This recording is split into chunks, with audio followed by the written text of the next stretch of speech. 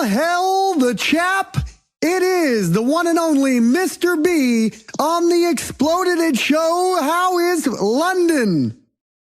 Well, it's not too bad. Not too bad at all, old chap. I got to tell you, Mr. B, I did not realize you were really British. I thought that you were a character. I thought you were like a wrestler. I thought you were from California. Well, I'm like a wrestler in many ways, but I am British. Yes, this is me. And yes, this is what I am, I suppose. Yeah, no shit. Like 5 minutes, or not 5 minutes ago, about 20 minutes ago when we're prepping for the interview, getting our rig set up, all the recordings and stuff, he's like, why we got to call this? Like, where is he at if it's midnight his time? And I was like, he's in England. He's English. And he's like, he's just the same thing he said to you. I thought he was a wrestler. I thought it was a persona. I was like, where the hell do you think he was from? Well, I'm sorry to disappoint, but yes, this is true. I am he. No disappointments. For everybody out there, I guess you probably know more about it than we do. Do you want to give a brief explanation as to what Chap Hop is and kind of what it is that you do? Well, I say yes, I'm Mr. B, the gentleman rhymer, and I do Chap Hop, which is, well, really, I'm reconnecting hip hop to manners and the Queen's English and that sort of thing, really. It's as if you can imagine that, say, Africa Bambaataa, Chuck D, and perhaps Noel Coward and George Formby, the old English wartime banjo lady player, met together, got drunk together in a bar and decided to form a band. This is probably what it does sound like. That is true. Now, the one thing I got into Chap Hop, I guess it may be a touchy subject, but from your nemesis, the way it sounds, Professor Elemental? Yes, indeed, the good professor. Yes. Well, this happens. I think we've helped each other out both ways in that fashion. Lots of people, whoever ends up coming to me first, will end up finding him as well. So we seem to be internally linked to each other. Well, yeah. I guess y'all are the two largest or most famous Chap Hop artists out there, as far as I could find. I suppose so. I mean, there are others, but you know, we are the Chap Hop duo, I suppose, really. Yeah, sure enough. And again, for everybody out there, I know we're going to talk about Chap Hop quite a bit this interview, but go check it out, find it, Google it, because it is amazing. It is like, I guess, like it's gentleman rap. It's good sir, and how are you in rap though, and it's good rap. It's not like corny or cheesy. Yes, that's the tricky thing. This is the thing. To doing anything, any sort of hip hop which has any element of novelty about it is a tricky thing. But we're both, me and I have to say, the good professor himself as well, are both, we're both hip hop heads. We both love hip hop. That's what we do. We're not comedians who are trying to take the mickey out of it. We are, we are rappers, and I myself being a producer as well and everything like that. So, are you guys? Are you guys still beefing? Because like Professor Elemental sent me an email before it started, and it sounded like he was saying that if he were doing the interview, it would be the greatest interview ever. But with you doing the interview, it might be touch and go. It sounds like he was talking some smack, is what it sounded like to me. Really? Well, he likes that still. We like to keep it up a little bit every now and again. Just keep things a bit fresh. We do. We've got that sort of. We're rivals. Yeah. We're still rivals. We'll always be rivals. But at the same time, we go and have a cup of tea every now and again and have a chat because we're the only people we know with the same job. Similar job. Y'all aren't Biggie and Tupac rivals, East Coast, West Coast, like taking it out to the streets. You do. Well, it could be a drive-by gloving or something like that, perhaps. Now, Mr. B, another thing about you, outside of being like already into a subgenre of its own of Chap Hop, you also rely heavily on the ukulele, which really surprised me when I first heard you. Well, indeed, yes. Largely I play the banjo-lele, which is which is the same thing, really, but it's got the banjo drum rather than the guitar-shaped body. But yes, that's this thing that the whole sort of Chap Hop for me. I'd like to say myself and the professor do argue about who invented Chap Hop, but I certainly invented the term Chap Hop. That's there you go, trademark Mr. B. No, yes, exactly. But this is the thing. I think I could have possibly trademarked it, but I don't think it's right to trademark the name of a musical genre because that's just not done, really. But yes, no, the ukulele, really, Chap Hop was a culmination of lots of other things I'd done before. I'd been in a band playing the banjolele and doing covers and things like that. And I'd been, doing what you may say proper hip hop beforehand. And I was also in what we might call a dandy punk band back in the day called the Schooner Boys. And we used to do songs, punk songs about sort of anarchy, but also about, anarchy via drinking lots of sherry and that sort of thing. There you go. What better way for an anarchist to end his day other than some good shari? Okay. Okay. Another question I had for you, because this has been an argument between me and JC as well. As he has stated, he thought you were like a wrestler. This was all a gimmick. Is the mustache real? Oh, good Lord. Of course it's real. There you go. I thought so. Absolutely, yes. No, this does happen occasionally. I learned very early on in Mr. B's career that, I was at a show and this young girl came up to me and she said, "Is that moustache real?" And I said, "Yeah, well, of course it is." She said, "Can I have a little go at it?" And she proceeded to try and tear the thing off of my face, which, it's rather painful. I too used to rock a quite sizely handlebar mustache, and I got those tugs and pulls, especially, and then a lot of questions about the waxes and how you keep it up. But yes, there is that. But yes, it's certainly something I do. I always make sure when people do ask, and they, obviously they're in my general physical vicinity, I do say that it is real. So please, if you want to have a go on it, do be very gentle. There you go. Now, Mr. B, I wanted to ask you about, because Serial does this, what he calls because he considers himself a gentleman as well, and he has rocked straight razor shaving for like a year. I think he's out of his freaking mind because he's going to kill himself, but do you straight razor shave?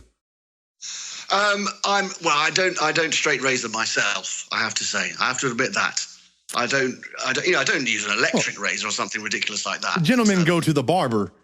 Of course, I do have a barber that I pop to. If I think that the straight razor shave is an occasional thing, really. Oh, no. It's not entirely practical for everyday use. Not that I'm particularly busy, and have places to go all the time and things like that. So, but it's an occasional thing for me. Well, there you go. I do suggest you pick up one. It's a hell of a savings on those disposables or whatever you're using. And this is absolutely true. And it really does. It's a better shave, and it gets you into it. You feel good about it. You accomplished something first thing in the morning. Absolutely. I doff my hat to you, I have to say. I really do. That's tremendous. And you know what? I will try and take you up on that, and I'm going to attempt to keep it going myself. Yep. Just slow and steady at first until you get the hang of it. I use a Norelco. Is that okay, using a Norelco? Is that cool? I what there? I use a Norelco, like a 3. It's got like 75 blades, and I plug it in. Is that cool? Well, each to their own, old chap. Each to their own. Okay, I wanted to ask Mr. B some gentleman questions because I think he's, we have a gentleman rhymer. I want to understand the gentleman thing a little bit better. If you had to go, let's bring it back to facial hair for a second. If you had to go beard or mustache, which one is more gentlemanly? Oh, mustache, of course. A mustache? And does it have to have the little twirlies on the end? It doesn't have to have. I mean, obviously, there are numerous moustaches which are appropriate for a gentleman. You can have the spiv moustache, as we call it over here, which is the sort of pencil moustache.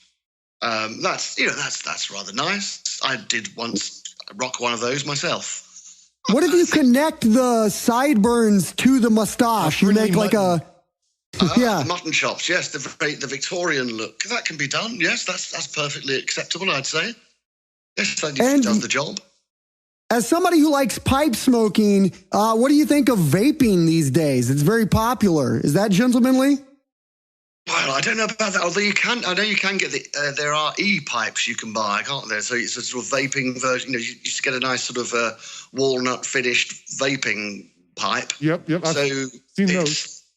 It's not something necessarily I'd go for, but if you wish to give up smoking but still wish to look like something of a chap, why not? There you go. And I finally also wanted to ask, this is my final gentleman question. Actually, I got two about what is this? What are pantaloons? What are pantaloons? I don't know. I think that's, to be honest with you, I think pantaloons are something of a French thing, I think. Nothing to do with me. Okay, good. Okay. I'm more of a... Thank God. Yes. Yeah. I think pantaloons And what is a step too far. I agree with you. I agree with you, Mr. B. Pantaloons are a step too far. What is a dandy? A dandy. Well, this is the thing. There seems to be a bit of a split between chaps and dandies and things like that. A dandy seems to be a much more, what would you say, a flamboyant version of a chap, I suppose. Someone who's more, sort of wears a bit more velvet. Someone who will quote Byron a little more Austin Powers. Yeah, perhaps a bit more Austin Powers. But Austin Powers in a very kind of, see themselves very much as a sort of romantic, a poet or that sort of thing, kind of Oscar Wilde type character. Oscar Wilde's very much a dandy. What a dandy wear? Would a dandy wear pantaloons? I'm thinking a dandy would wear pantaloons. A dandy could possibly wear. I mean, a dandy could wear pantaloons. That is true, but I wouldn't. I still wouldn't recommend it.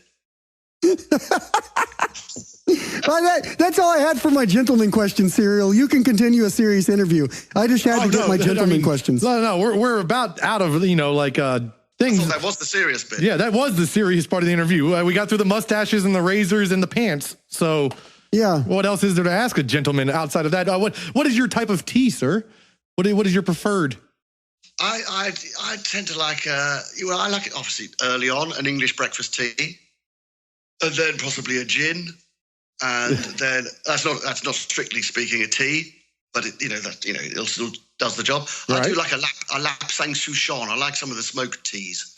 Lapsang souchong does the job for me. Oh, I've never even heard of that. I didn't know smoked teas were a thing, but that sounds delicious. Yes. It's really very good. I would recommend it. Lapsang souchong. Well, I will have to listen back and write that down. Find myself, son.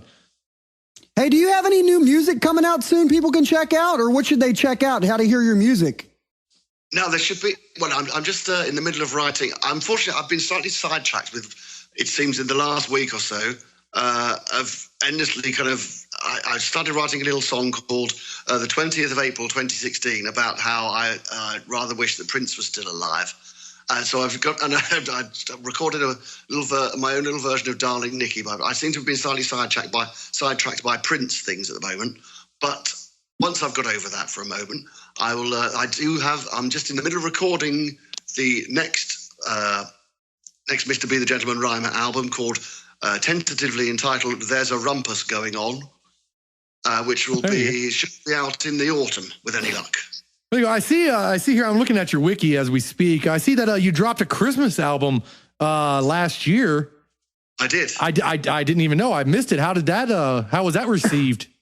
That was received very well. I toured with it, which is lovely. So it's nice to do a whole show of Christmas songs. So are they remakes of like classics or like your own new Christmas songs? These are new Christmas songs. There is, I do the one called The Christmas Song. Chestnuts roasting on an open fire. Okay. And that sort of thing. But apart from that, there's songs like All I Want for Christmas is an Original Jawa with Vinyl Cape. That's one of them. And what else is there? There's I Saw Your Father Beat a Man to Death in Tesco's, which is the Christmas shopping song. And various ones like that. So, they're very much new Chap Hop versions. Now, the thing is, I suppose you maybe not have heard it because I didn't put it on iTunes and things like that. I just bunged it out there on CD and on Bandcamp, on my Bandcamp page. So you can just download it from there. On that note, can you just shout out to everybody? Let people know where they can find you and download your stuff. Yes, well, there's the Mr. B Bandcamp page, which is Mr. B as in MRB, Mr. B the Gentleman Rhymer at .bandcamp.com. And I'm at Gentleman Rhymer on Twitter and Instagram, and you can find me on Facebook and whatnot.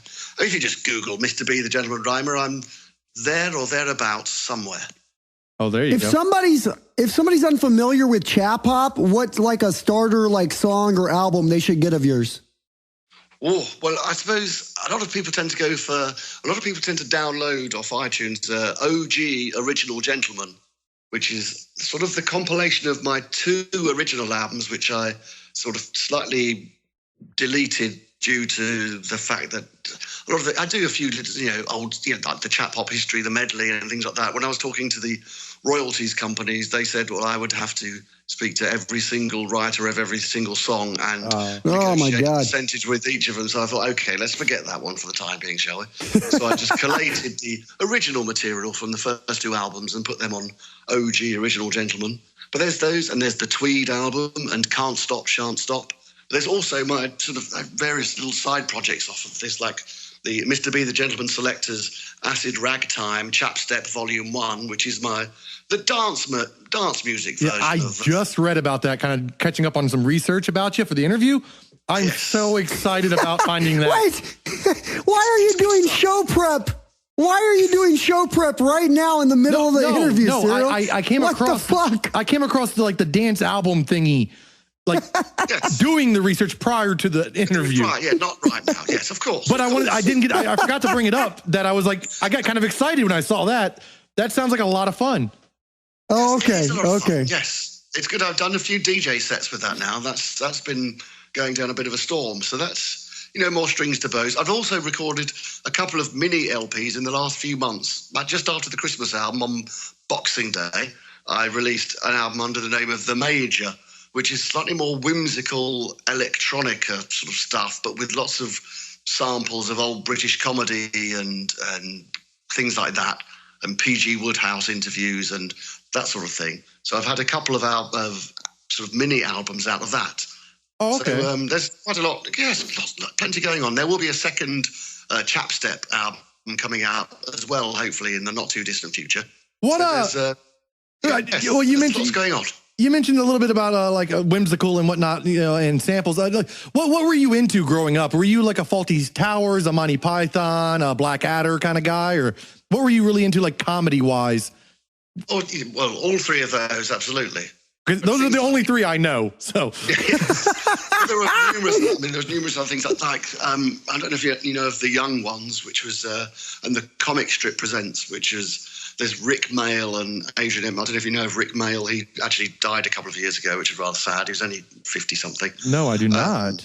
No, but it was sort of slightly anarchic comedy about a group of students living in a student house, and they'd have do you know this thing? And they'd have guest bands like Motorhead would turn up and suddenly play. Is that the guy that played Dead Fred? It was Drop Dead Fred, dude. Dead Fred, yes, I recognize his face.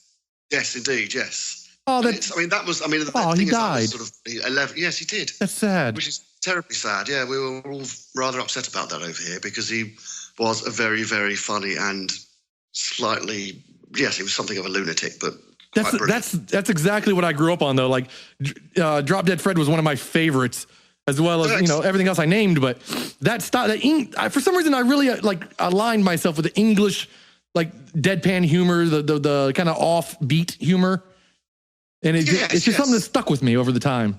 Well, that's nice. Well, obviously, I really, I've loved Seinfeld and things like that for years, and there is a slight, of course, a difference between the humour of the sort of British humour and a lot of American stuff. But at the same time, you get things like Tim and Eric and things like that. And those sort of things, which I think America seems to have almost gone round in a circle towards the sort of Monty Python end of things, with that sort of really out there, bizarre comedy. Yeah, and really in the past 5 years, it really has come that way. And even in our commercials now, the Tim and Eric style, non-sequential kind of actions have taken over.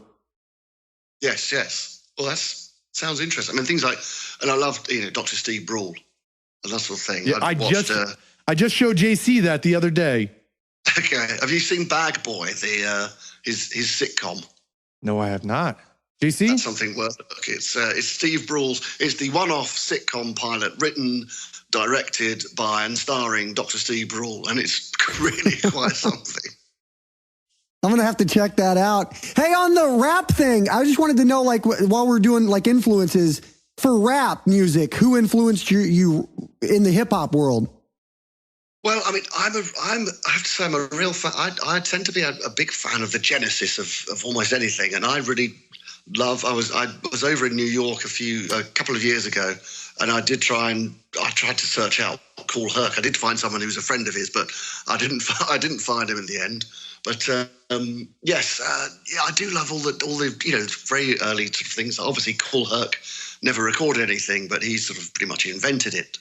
And I do a little, when I introduced the Chap Hop history medley, I always talk about how hip hop was invented effectively in about 1973 when DJ Cool Herc put a party on at 1520 Sedgwick Avenue in the Bronx. But the thing I like about that story most is that DJ Cool Herc, who's known as the godfather of hip hop, his real name is in fact Clive, which I think is rather an un-hip hop name. It's always a very British name.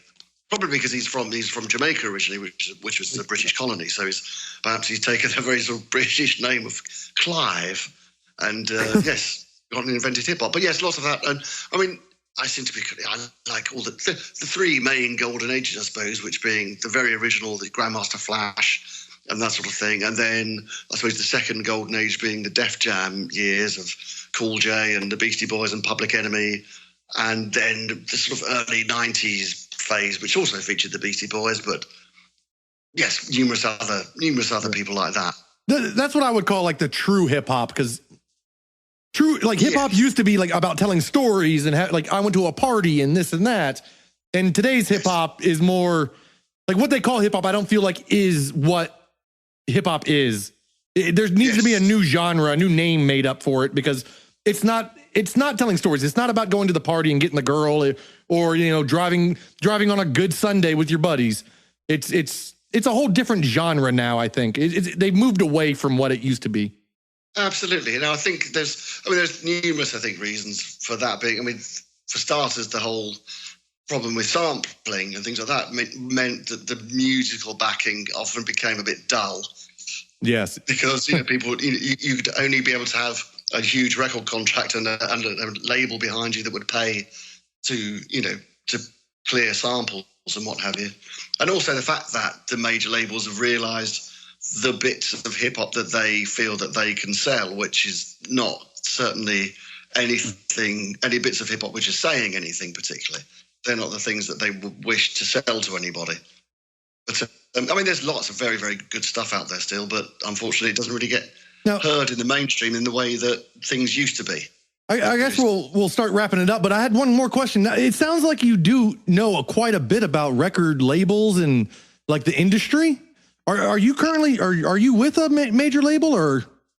No. Well, this is it. I've been doing music. I've been in numerous other bands and whatnot. I was in a band that we were signed and we had a sort of minor hit single over here back in the 90s. So I do know, I suppose, a fair amount in a way about dealings with major record labels and what have you, and which is the very reason why I do things entirely independently now. Well, that's the way to do it nowadays. We were ex-radio guys who didn't like being told what to do, so we went independent, and that's just a podcast now, so it's radio for free on the internet. And excellent. So it's the same thing. Like the corporate structure is the thumb on your head that tells you who you can be and what creatively you can do. Kind of got old, so we just ex-nayed and got out of the business. That's great. Yeah, that's perfect, really. And I think that's obviously, the thing is, the great thing about the internet is that anything you do can be heard by anybody anywhere. But unfortunately, so can everybody else's thing that they're doing. So, there's definitely a saturation. We're all battling things. But I think if we do something that's has an air of uniqueness about it, or is a little different, things can work for us. It's hopefully you would hope that the quality would shine through. That's of course not. The cream rises to the top is I think the gist of it. You would hope so. Well, JC, at first, and then that's what'll happen at first, and then Mr. B, we're all just gonna have our own fucking reality shows, and that's gonna be a weird day, man. Very curious. The United States is about to elect our first reality star president, and so it's all down the tubes from here, Mr. B. This is true. Well, this is how the revolution starts. So we have to go. There has to get to a certain point when people just think, okay, let's not just look at cats anymore. Let's actually do something, shall we? because things have gone a little bit far. So, all right. So, yeah, go ahead. Real fast, Mr. B. Are you a Trump fan or like a Cruz, or where do you stand on American politics? Because it is something we like to talk about a lot. Right. Well, I have to say, I wouldn't say I was much of a Trump fan. I was really hoping to get the Trump endorsement from Mr. B, the gentleman rhymer. Yes. Sadly not. No, I don't think I'll be endorsing that.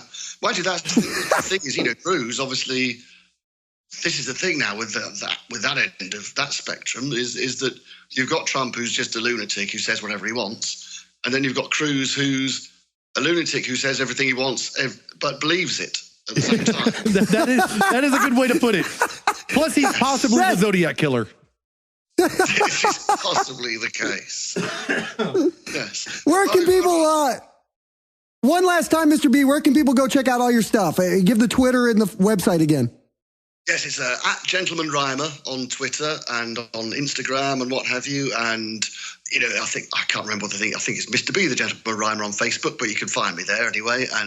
Or just gentlemanrhymer.com is the website. So you can find me on there. And, I'm on iTunes and what have you. I believe I should be on Spotify somewhere. I'm sure I'm on there somewhere, but who knows? Check him out. Give him a listen. It is Mr. B, the Gentleman Rhymer, here on the Exploded Show. Hang on a second. I'm going to see if you can cut something for the show for us later. But thank you so much for joining us, man. We appreciate it.